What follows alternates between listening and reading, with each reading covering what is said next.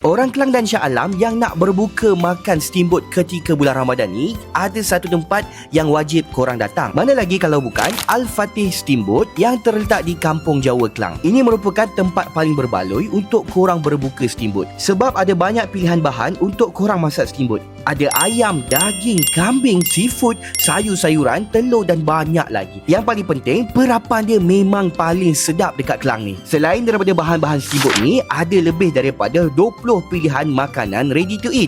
Tak payah susah-susah nak masak, korang boleh terus makan je. Ada nasi biryani, kambing gulai, ikan bakar, lemak bakar, ayam percik, chicken tenders dan banyak lagi. Pilihan dessert dan kuih muih pun banyak tau, tinggal makan je. Sempena bulan Ramadan ni, korang boleh dapat harga serendah RM50 untuk dewasa. Nak lagi murah, korang boleh datang untuk More, harga RM39 saja. Untuk ibu mengandung dan juga birthday boy, korang akan dapat potongan sehingga 50%. Manakala kanak-kanak 5 tahun ke bawah percuma je. Jangan risau, di sini tempat makan luas dan selesa, parking pun banyak dan surau pun disediakan. Jom kita tanya apa kata pelanggan. Weh, sedap.